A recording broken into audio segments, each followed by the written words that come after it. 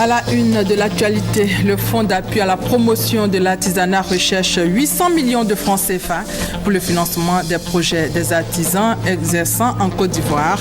Les explications dans ce 13h.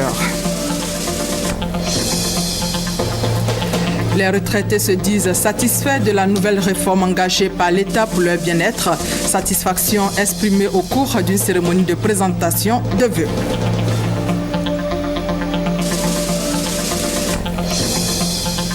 Hors de nos frontières, le Nigeria demande l'aide des États-Unis pour combattre Boko Haram. Bonjour. Bonjour à tous. Le magazine du dimanche reçoit pour vous aujourd'hui Félicien Amani-Ipou, préfet hors grade, directeur général de l'administration du territoire national. Bonjour monsieur le préfet. Bonjour madame. Merci d'avoir accepté notre invitation. Merci. Avec vous, nous allons faire le bilan de la 3e conférence des ministres africains en charge de l'état civil qui s'est tenue à Yamoussoukro cette semaine.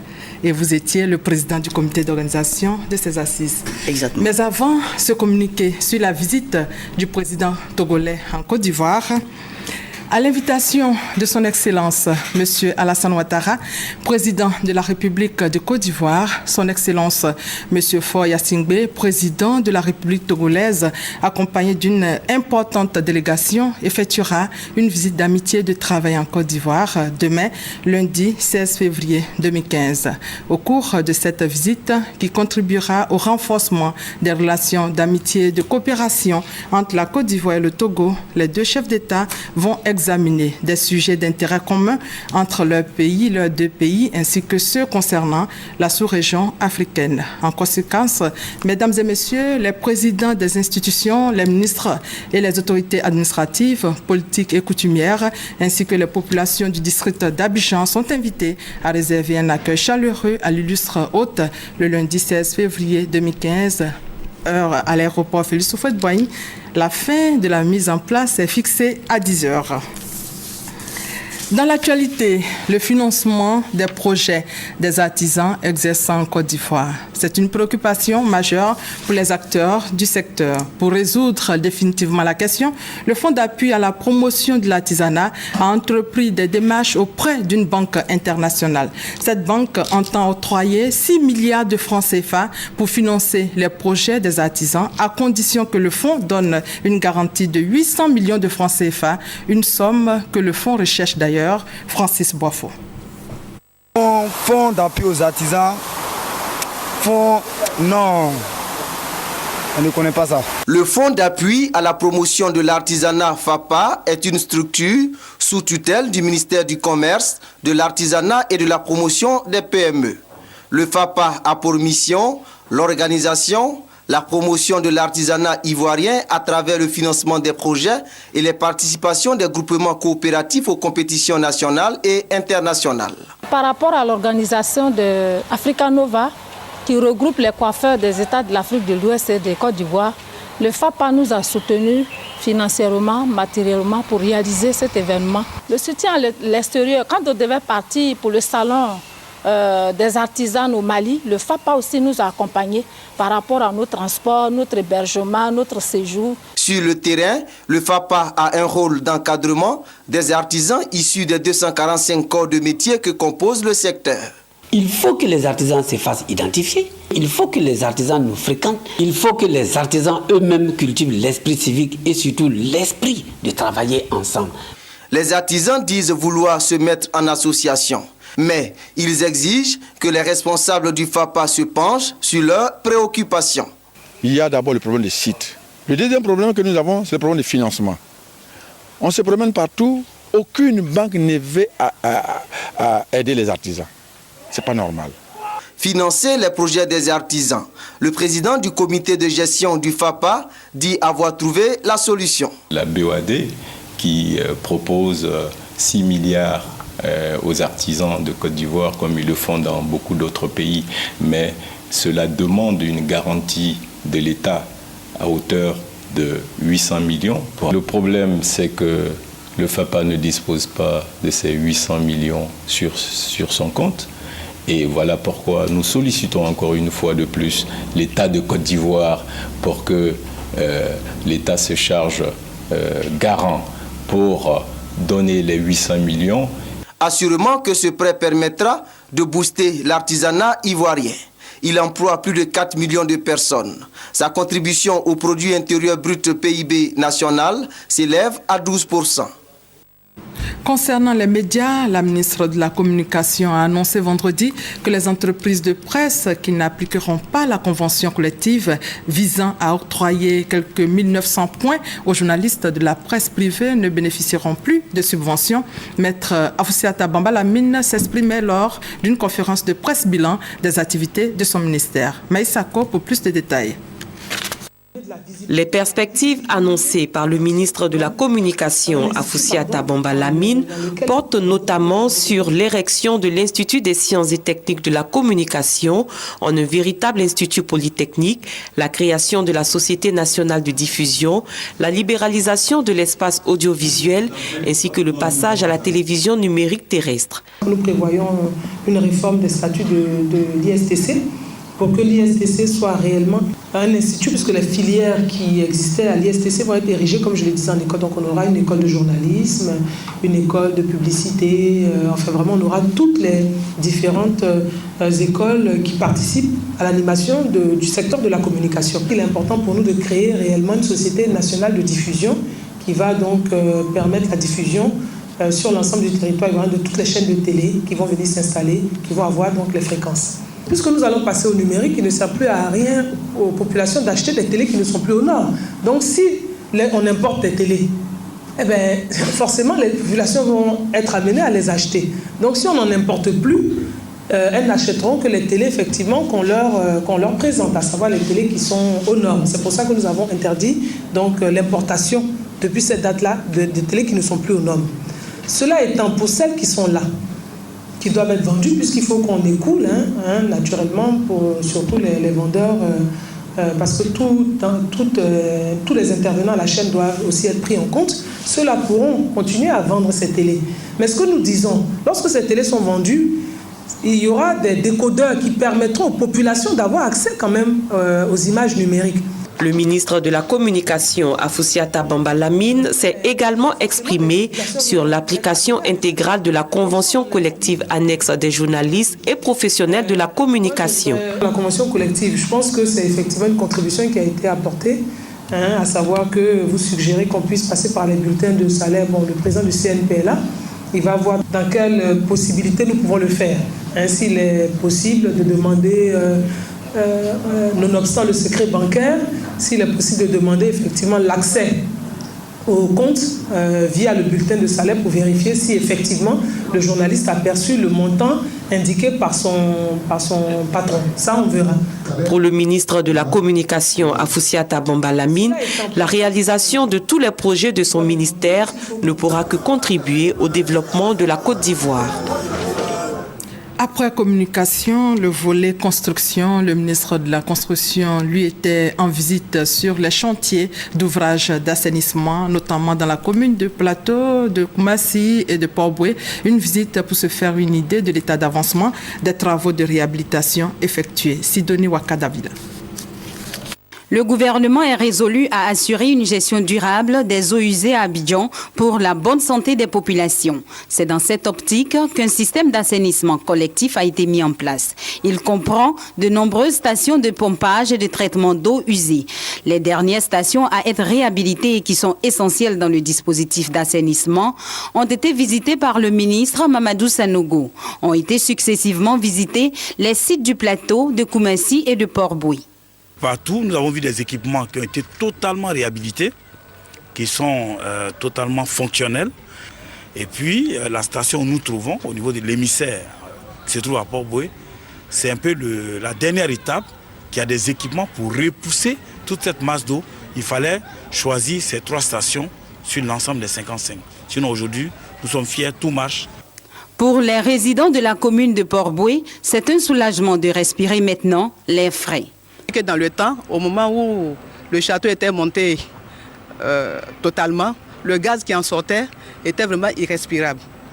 Nous avons été beaucoup malades dans le quartier. Ce matin, grand est notre étonnement de voir que ce château est transformé en une station de vie.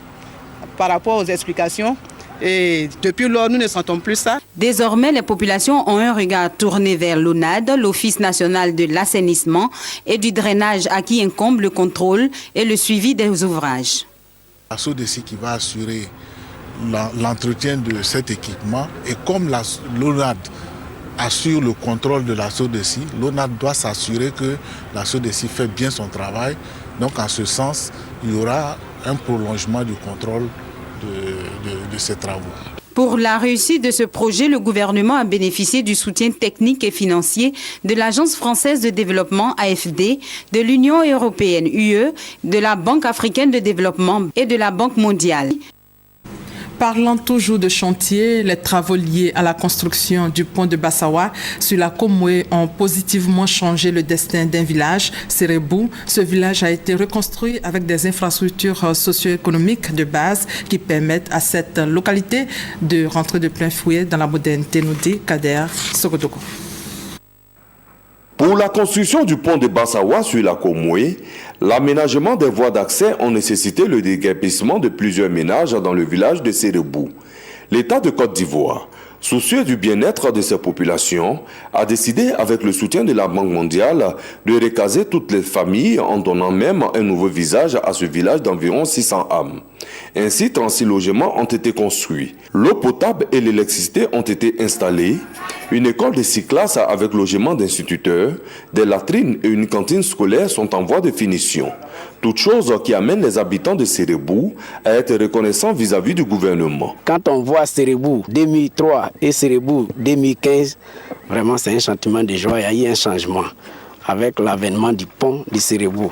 Nous ne parlons même pas des maisons, l'électricité, l'eau potable, l'école qui nous tenait vraiment à cœur. On se battait de gauche à droite. Voir que l'école arrivait aujourd'hui en national, donc on s'est dit vraiment, c'est un soulagement. Je dis merci à la Banque mondiale et l'État de Côte d'Ivoire qui a pensé à Serebou. On n'a jamais rêvé à ça. Donc vraiment, on dit vraiment merci beaucoup. Et tout ce qu'on voit, je dis merci à le président Alassane Ouattara, parce que c'est grâce à lui qu'on a pu faire tout cela. Cambier. Désormais, à Serebou, les chants et danses des populations traduisent la renaissance, le bonheur que vit ce village.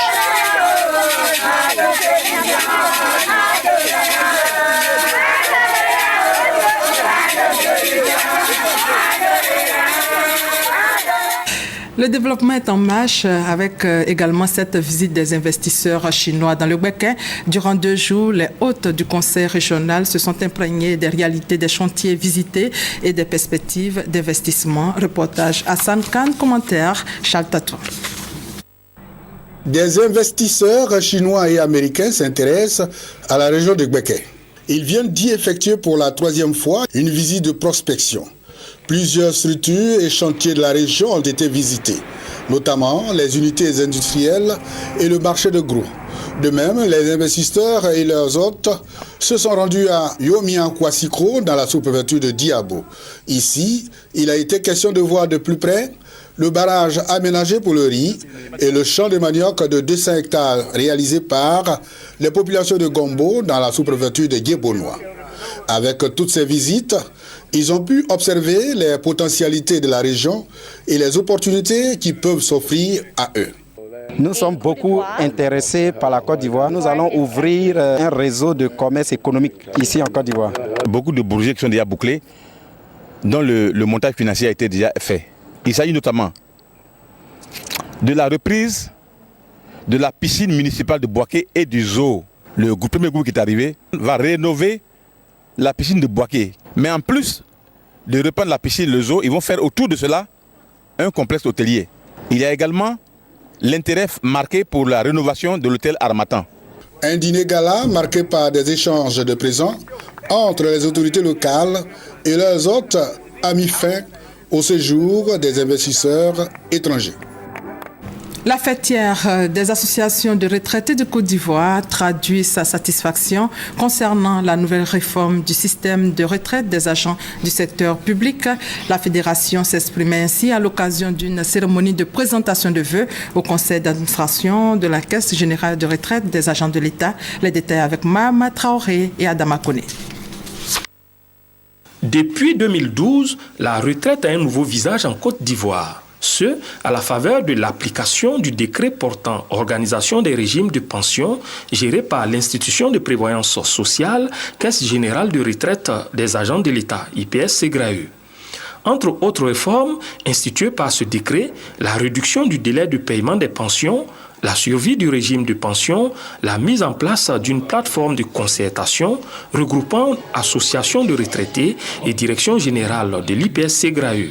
Cette nouvelle politique sociale vise à faire des fonctionnaires retraités une force de proposition pour les cadets encore en service. Ne vous considérez plus comme des bons à rien. Montrez que vous avez de l'expérience à partager. Montrez que vous avez de la compétence à revendre. Montrez que la Côte d'Ivoire peut compter sur vous pour votre sagesse. Vos jeunes collègues qui sont arrivés après vous ont besoin de votre expérience, ils ont besoin de votre compétence, ils ont besoin de votre sagesse. Heureux, les retraités du secteur public se disent reconnaissants envers l'État pour avoir initié de telles réformes. Par la voix de la Fédération des associations des retraités de Côte d'Ivoire, FARCI, ils l'ont exprimé à la faveur de la journée du senior tenue récemment à Mans et à la cérémonie de présentation de vœux aux instances dirigeantes de l'IPS-SEGRAE, non sans traduire leur disponibilité à être toujours au service de l'État. Le conseil régional du Moronou a rencontré les populations des 101 villages de la région. Objectif, mettre en cohérence les besoins en investissement socio-économique de la région, nous dit Noël Niagno. Bongouanou, région du Moronou. 3 départements la composent, Mbato, Ara et Bongouanou même. Les sous-préfectures sont au nombre de 11. Singularité de cette région, elle est dirigée par une dame. La seule élue parmi les 32 présidents de région de Côte d'Ivoire. Expression de la prise en compte de la question du genre en Côte d'Ivoire. À la faveur de la nouvelle année, à Cap-Véronique, la présidente de la région du Moronou est allée à la rencontre des populations des 117 villages, comme ici à Guékadiokro. Objectif, informer les populations sur la marche de la nation et de la région, échanger avec elles, décliner ensemble les projets porteurs, afin que ces populations puissent se prendre en charge, avec à la clé un message. Je regarde qu'est-ce qu'on peut faire, je regarde certaines choses et puis j'écoute les gens et on échange et puis j'essaie de les orienter.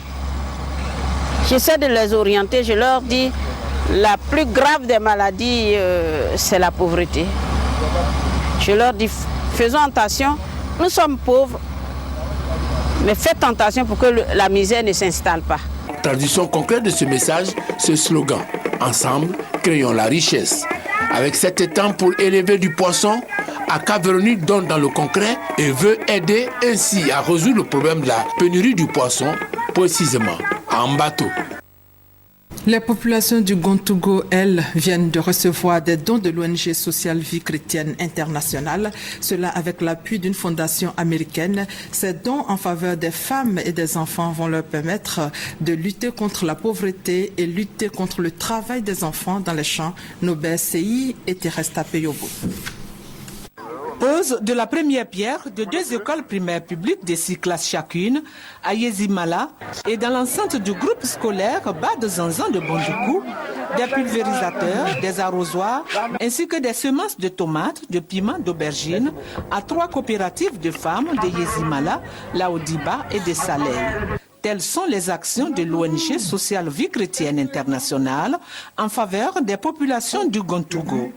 Les bénéficiaires ont exprimé leur gratitude à l'ONG donatrice. Ce matériel que nous avons reçu, nous en ferons bon usage et je crois que les femmes d'autres associations pourront bénéficier plus tard de ces dons-là. La construction d'une école supplémentaire dans ce groupe scolaire va permettre de scolariser environ 500 élèves dans ces quartiers très peuplés. L'ONG également va construire une école à Izimala et toutes ces écoles nous permettent de combler un peu le surplus d'enfants qui sont, je dirais, sans la possibilité d'être scolarisés. Des femmes de l'église catholique de Corridjo 1 et de Ben Clément de Bondoukou ont également bénéficié des dons faits avec l'appui d'une ONG américaine.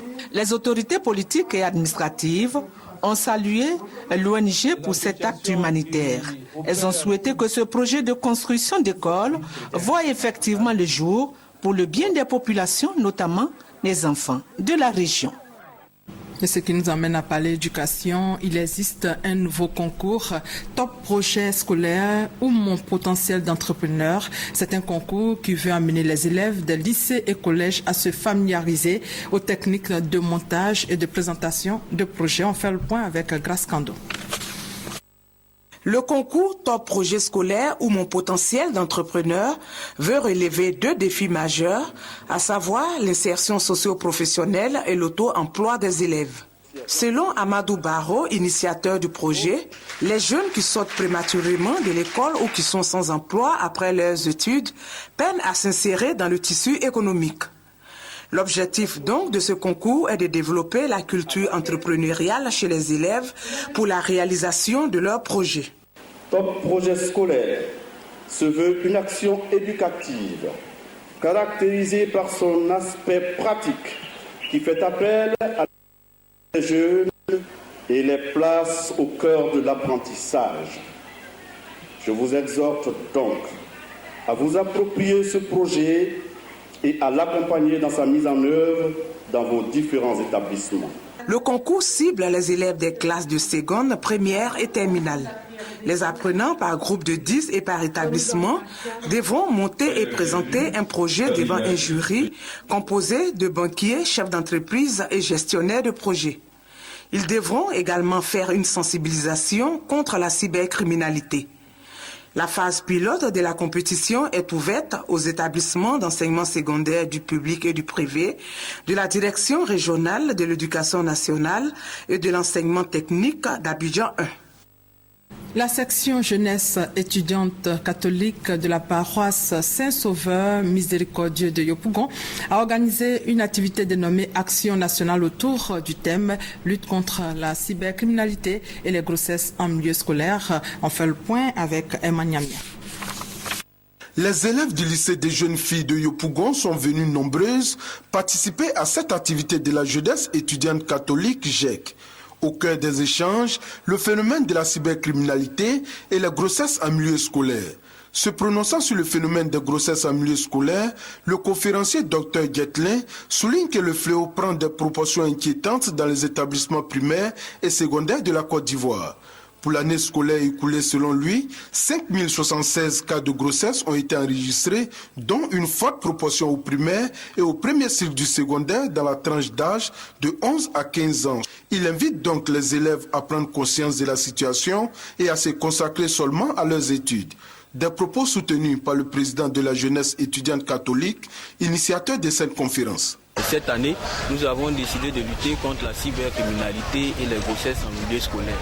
C'est pourquoi nous avons organisé le panel en vue de sensibiliser les élèves de cet établissement sur ces fléaux.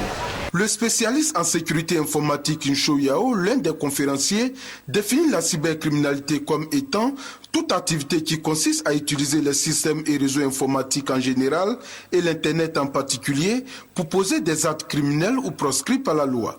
L'arnaque via Internet, précise-t-il, est un phénomène de masse qui touche désormais les écoles. Les actions de la police, selon lui, ne suffisent plus pour freiner le fléau. C'est pourquoi il préconise la sensibilisation et l'éducation de la jeunesse. Ncho Yao invite les élèves à utiliser Internet comme moyen de recherche pour leurs études et non pas pour arnaquer ou faire autre chose liée à la cybercriminalité. Le proviseur du lycée jeune fille de Yopougon, Albertine Tiemoko, se félicite de cette initiative de la GEC. Selon elle, cette action s'inscrit dans la même vision que celle du ministère de l'Éducation nationale qui souhaite zéro grossesse en milieu scolaire. C'est une aventure qui dure plus d'1 an à travers des émissions radio et télé. Aventure qui a été marquée hier par un concert dans le but de lutter efficacement contre le VIH-Sida. Le PEPFAR et son partenaire, la RTI, ont offert gracieusement ce concert aux populations de Yopougon ce 14 février, jour de la Saint-Valentin. Le PEPFAR a saisi l'occasion pour faire le bilan de son émission Spotlight Sida. Le message reste toujours le même. Le sida ne passera pas par moi, nous dit Éric Goré.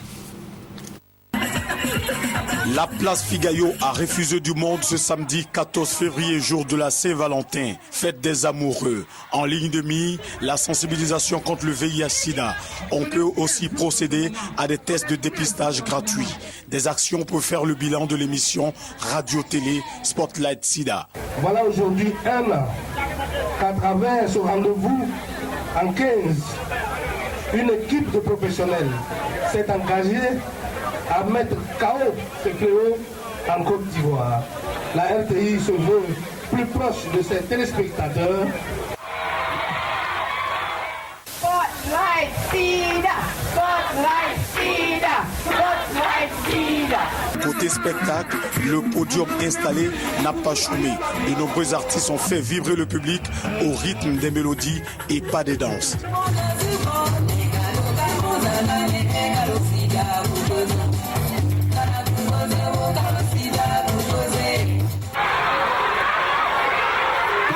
Le concert est bienvenu pour la sensibilisation de nos frères afin de comprendre que le sida existe vraiment. Ce concert est magnifique, c'est chic, c'est bien. Ça permet aux jeunes aussi de se divertir, voilà, pour éviter un peu de stress. Donc je pense que c'est à féliciter. En 2014, la télévision ivoirienne et la radio Côte d'Ivoire ont diffusé respectivement 22 et 50 émissions de Spotlight Sida. Pour 2015, la même dynamique va s'intensifier avec pour objectif mettre KO le VIH-Sida. La Saint-Valentin a donc été célébrée hier. À cette occasion, les associations de jeunesse et des ONG ont organisé une marche pour réclamer la pureté sexuelle dans les foyers et dans la société. Parrain de cette marche, Akasaï Lazare, il a saisi cette occasion pour inviter les populations au respect des principes du mariage pour la stabilité des familles en Côte d'Ivoire. Konepa Gassoro pour plus de détails. Abstinence avant le mariage. La famille est égale à un homme et une femme. La fidélité dans le mariage. Entre autres messages de sensibilisation de l'organisation non gouvernementale Sexe Absolu, Famille Idéale. Des messages d'invitation à la pureté sexuelle dans les foyers à l'occasion de la célébration de la fête de la Saint-Valentin, célébrée le 14 février. Aujourd'hui, on a décidé de sensibiliser toute la population pour leur dire que de maintenir la fidélité dans le mariage, parce que Dieu a établi un ordre. Ce n'est pas nous qui devons déranger l'ordre de Dieu, mais nous devons suivre l'ordre de Dieu. Le mariage réussi, c'est un homme fidèle, une femme fidèle, une famille idéale. Pour le parrain de la marche à la pureté sexuelle, Lazare Akasaye, l'amour est la base d'un mariage réussi, garant de la stabilité de la famille. Avant le mariage, il faut tout faire, il faut se battre pour garder sa pureté sexuelle. Et ça fait de nos mariages, de nos couples, des couples sains. Parce qu'en fait, nous venons tous d'une famille. Si les familles ne sont pas saines, ne sont pas centrées sur l'amour vrai de Dieu, où est-ce que nous allons? Une fois que Dieu vient dans un couple et dans une famille, cette famille, elle est sauvée.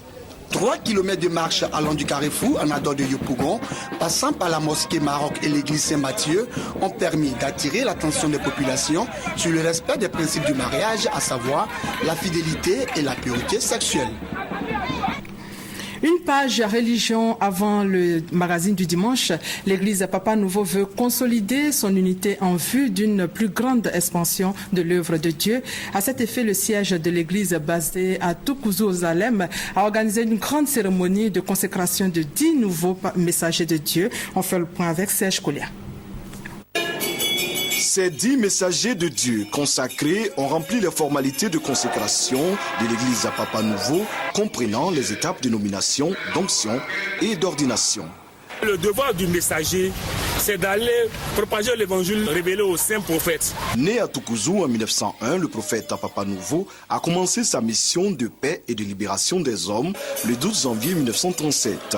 Il a fondé, à la lumière des prescriptions divines, la cité sainte aux Salem en 1948. Il est décédé en 2001 à l'âge de 100 ans. L'œuvre de Papa Nouveau est poursuivie par ses nombreux disciples, notamment le docteur Albert Pitié, présent à cette cérémonie de consécration. Les messagers sont les hautes autorités de l'Église. On a prié pour eux, pour qu'ils puissent tenir l'engagement de faire respecter les lois de l'Église. Et nous sommes heureux, c'est un grand jour parce que tout cela s'est fait en présence des autorités administratives et devant le patron de commandement de notre saint prophète. Pour le président de l'église Papa Nouveau, son éminence Ambroise Messager Broalé Djodé, ils doivent être en contact permanent avec le siège de l'église et la CIM Church pour la réussite de leur mission avec obligation de rapport au siège. Ils doivent veiller au bon fonctionnement des églises, assurer la paix, sensibiliser la jeunesse à la pratique religieuse. Chaque messager s'est engagé à respecter la mission selon les lois et le code de l'église Papa Nouveau. Les fidèles de la paroisse Sainte-Cécile du Vallon ont célébré dans la faveur leur sainte patronne. Le curé de la paroisse a saisi l'occasion pour demander aux fidèles de vivre à l'exemple de leur sainte patronne, l'amour profond pour Jésus-Christ. Reportage Éric Goré. Sainte Cécile est une chrétienne qui possédait tous les noms de grâce, de beauté et d'innocence. Riche et cultivée, elle était passionnée d'art et avait un talent tout particulier. Mariée de force, elle a toujours respecté son vœu de virginité. La Sainte Cécile est fêtée le 22 novembre de chaque année dans le monde. En Côte d'Ivoire, la paroisse Sainte-Cécile de Deux Plateaux Vallon l'a célébrée en février. Ce dimanche, la liturgie a tourné autour de l'évangélisation et de l'enseignement de la parole de Dieu. Le révérend père Pierre Richard Atchedan a appelé les chrétiens à renforcer davantage leur foi à l'image de Sainte-Cécile. Les fidèles s'y engagent. Si vous voyez que la paroisse a ce petit slogan de paroisse en mouvement, c'est certainement grâce à elle que ce mouvement continue. 3 jours de prière intense pour notre paroisse, pour ce que nous voulons faire. Cela a préparé, effectivement, de manière très spirituelle. Aujourd'hui, c'est un grand jour parce que nous avons une sainte qui est toujours avec nous, qui est toujours à côté de nous. Et nous avons voulu lui dire merci pour toutes ses prières parce que grâce à elle, notre Église est vraiment en mouvement.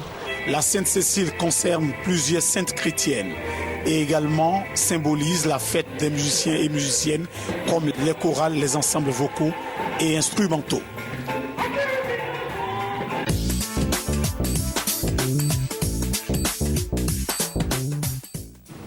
Place au magazine du dimanche et comme annoncé, nous sommes avec M. Félicien Amani Ipou, préfet hors grade, directeur général de l'administration du territoire. Avec lui, nous allons faire le bilan de la 3e conférence des ministres africains en charge de l'état civil qui s'est tenue à Yamoussoukro. Monsieur le préfet, merci d'avoir accepté notre invitation. Merci beaucoup. Vous étiez le président du comité d'organisation des assises de Yamoussoukro. Avant de parler de cette conférence, dites-nous ce que c'est que l'état civil. Merci madame. L'état civil est un service administratif qui a vocation à retracer les événements qui constituent ou modifient l'état d'une personne. Alors, une fois on a fait cette définition, il faut arriver à une deuxième définition. Qu'est-ce que l'état d'une personne? L'état d'une personne, ce sont les éléments caractéristiques de sa vie, tels que sa naissance, son décès, son mariage. Et l'état civil a donc vocation à produire des actes pour retracer ces événements-là. Et justement, les ministres africains étaient réunis à Yamoussoukro pour examiner la question de l'état civil. Mais pourquoi? Alors, depuis quelques années, depuis 2010, peut-être même un peu bien avant, un constat a été fait dans les pays africains, c'est que cet instrument important, puisque l'état civil permet à une personne d'être un sujet de droit dans la société, cet instrument important n'avait pas toute sa place, de sorte qu'on ne pouvait plus utiliser les éléments de cet État pour conférer soit la personnalité juridique ou bien pour les utiliser pour concourir au développement des pays. Ce constat ayant été fait, les ministres africains, après une première conférence, ont décidé désormais de se réunir régulièrement pour en parler et rechercher les solutions aux problèmes qui sont posés. Et cette année, le thème était promouvoir l'utilisation de l'état civil et des statistiques. Comment expliquez-vous ce thème? Alors, ça me permet de faire un petit retour en arrière. En 2010, à la première conférence en Éthiopie, la conférence a débattu sur l'amélioration du système. En 2012, à Durban, la conférence a débattu sur un point plus spécifique, les infrastructures institutionnelles et humaines. La conférence de Yamoussoukro est un pas en avant parce que ça nous permet d'attaquer le problème du développement, puisqu'il s'agit de mettre en rapport l'état civil et les statistiques de l'état civil dans leur contribution au processus de développement. Cela est extrêmement important parce que quand on parle d'état civil, il ne faudrait pas voir uniquement la personnalité juridique que l'acte d'état civil confère à une personne, mais l'état civil, à travers ses statistiques, permet de développer, permet de planifier. Et c'est en cela que la rencontre de Yamoussoukro est une rencontre extrêmement importante. Tout à l'heure, nous allons faire le bilan de la rencontre de Yamoussoukro, mais avant, nous allons nous rendre justement à Yamoussoukro pour suivre la clôture de vos assises. L'enregistrement des faits d'état civil, notamment les naissances, décès et mariages, constitue la principale source de données nécessaires à un état civil de qualité. En Afrique, les statistiques de l'état civil sont peu fiables. Les gouvernants ont décidé de rectifier le tir. Depuis 2009, nous avons entrepris la réforme de notre système d'état civil. Il y a des faits notables qui sont énoncés dans la loi, notamment l'enregistrement obligatoire, universel et gratuit de tous les actes d'état civil en République du Tchad. La prise en charge de l'état civil constitue un acte de souveraineté pour un pays. Au moment où nos pays sont menacés, perturbés même, ou souvent menacés par leur propre existence, par des groupuscules terroristes ou des groupuscules extrémistes, de tout trafic, il est important de savoir qui est la population, qui est qui. Nous avons jugé nécessaire de mettre en place un programme de modernisation de l'état civil avec beaucoup de composantes, notamment la sensibilisation des délégués de quartier, des maires, des exécutifs locaux.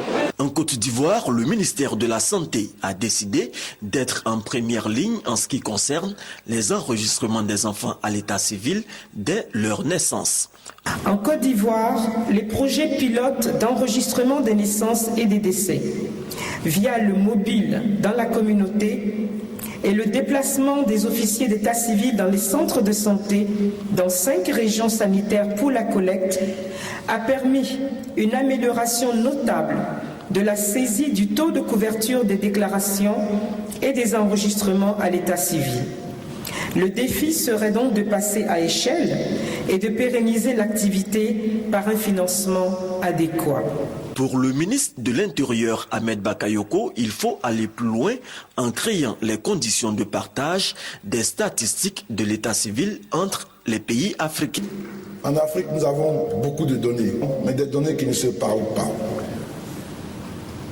Aucune possibilité en Côte d'Ivoire d'avoir toutes les informations sur un individu parce qu'il vient de notre pays d'Afrique.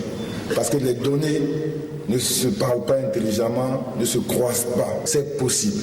Si nous en avons l'ambition, et c'est ici que nous devons tracer les sillons pour évoluer vers ce qu'identifiant unique. Les participants à cette 3e conférence des ministres en charge de l'état civil ont souhaité que les gouvernements de l'Union africaine décrètent la décennie 2015-2024, décennie de l'état civil et des statistiques de l'état civil. Monsieur le directeur général, vous l'avez entendu, la décennie 2015-2024 doit être consacrée décennie de l'état civil. C'est entre autres l'une des résolutions adoptées au cours de cette réunion, la 3e du genre en Afrique. Comment comptez-vous relever ce défi? Alors, d'abord, cette résolution est essentielle et elle provient de ce que, dans son allocution d'ouverture, le ministre d'État avait proposé à ses pairs que chaque année, en Afrique, dans chaque pays, nous ayons une journée de l'état civil. C'est dans cette dynamique générale qu'on a abouti, bien sûr, à la décennie de l'état civil. Alors, chaque pays, sur la base de cette déclaration, doit pouvoir adopter les mesures les plus appropriées, de sorte qu'au terme de la décennie, les systèmes d'état civil, les systèmes de statistiques de nos pays soient capables de générer les informations fiables pour le développement de nos États. Beaucoup reste donc à faire. Oui, beaucoup reste à faire, mais à partir de l'instant où il y a une prise de conscience collective et que la conférence des ministres africains chargés de l'état civil est désormais une conférence de l'Union africaine, une rencontre biennale de tous les ministres en charge de l'état civil, mais également des ministres de la Santé. À partir de cette prise de conscience, il va sans dire que l'ensemble des ressources seront mobilisées pour atteindre l'objectif au terme de la décennie. Vous ne baissez donc pas les bras vu l'importance de cet outil de planification de développement? Absolument, on ne baissera pas les bras. On ne baissera pas les bras et nous avons déjà, en tout cas au niveau de la Côte d'Ivoire, engagé un certain nombre de réformes qui seront dans les années à venir affinées, mises en œuvre pour que l'état civil en Côte d'Ivoire reflète ce que les dirigeants africains attendent de ce système. On peut déjà avoir une idée de ces réformes-là? Oui, les réformes, elles sont de plusieurs ordres. Le gouvernement ivoirien a mis en place le programme de modernisation de l'état civil, qui est un programme qui doit permettre à notre système, à terme, de pouvoir sécuriser l'état civil, de pouvoir capter tous les faits d'état civil. Je rappelle qu'aujourd'hui, déclarer à l'état civil, c'est aller à la sous-préfecture, c'est aller à la mairie. Mais cela ne suffit pas. C'est pourquoi nous n'avons pas un taux de couverture exhaustif. Pour les statistiques, nous avons 65% des enfants de moins de 5 ans qui sont déclarés à l'état civil. Et le reste. Donc l'idée à travers le programme de modernisation, c'est de créer d'autres mécanismes de déclaration. De sorte à ce que tous les faits d'état civil, les naissances, les décès, les mariages soient captés et qu'on ait une base de données exhaustive. Et pour le faire, on a défini dans le programme ce qu'on appelle les nouveaux mécanismes de déclaration. Et parmi ces nouveaux mécanismes, il y a la déclaration via le mobile et nous avons déjà fait un texte pour procéder à des déclarations de faits d'état civil à travers le mobile, donc à travers les nouvelles technologies. En clair, quel sera l'apport des statistiques dans l'utilisation de l'état civil de façon plus claire? Absolument. Alors, l'état civil fournit les meilleures statistiques pour le développement. Pourquoi? Parce que l'état civil, c'est la collecte quotidienne, systématique et permanente. Contrairement aux autres systèmes de statistiques qui mesurent les données de population sur des périodes de 10 ans, de 15 ans, l'état civil fournit tous les jours des éléments statistiques. Donc ces éléments-là permettent de mieux planifier le développement à très court terme, à moyen terme et à long terme. C'est d'un intérêt que les autres formes de collecte d'informations n'ont pas. Revenons aux assises de Yamoussoukro. Quel bilan faites-vous? Alors, le bilan, il est porteur d'espoir, dans la mesure où les assises de Yamoussoukro ont décidé, vous l'avez souligné tout à l'heure lors de votre propos, de décréter la décennie de l'état civil. C'est une prise de conscience générale. Dans le cadre de cette décennie, chaque pays, et la Côte d'Ivoire aussi, nous allons travailler. Deuxième chose, c'est la mobilisation des ressources. Puisqu'il y a une réforme à faire, il faut des ressources pour conduire cette réforme-là. Et je crois que la déclaration des ministres là-dessus permet d'envisager des perspectives heureuses, puisque des institutions internationales comme la Commission de l'Union africaine, comme la Commission économique de l'Afrique et la BAD vont s'engager à accompagner nos États dans la recherche des ressources pour traduire en acte les réformes que nous allons engager. Et comment la Côte d'Ivoire réagit-elle face à ce projet? C'est notre dernière préoccupation. Alors, la réaction, elle a été prompte et spontanée, puisque dès la fin des assises, le ministre d'État, ministre de l'Intérieur et de la Sécurité a instruit la Direction générale de l'administration du territoire d'engager immédiatement avec toutes les parties prenantes les différentes démarches et les différentes étapes pour que la Côte d'Ivoire, dans le cadre de cette réforme, puisse apporter son concours, partager son expérience, mais aussi atteindre l'objectif qui est fixé au thème de la décennie. Merci, Monsieur le Préfet. Merci d'avoir accepté notre invitation. Je rappelle qu'avec vous, nous avons parlé. Nous avons fait le bilan de la 3e conférence des ministres en charge de l'État civil qui a pris fin vendredi à Yamoussoukro. Merci d'être venu sur notre plateau. Et c'est la fin de ce 13h. À la supervision, Adama Kone, à la caméra Maria Talangba et Ricardo Somon à la caméra d'Indane. Au prompteur Fofana Mamadou, merci à vous de nous avoir suivis. Merci de votre fidélité.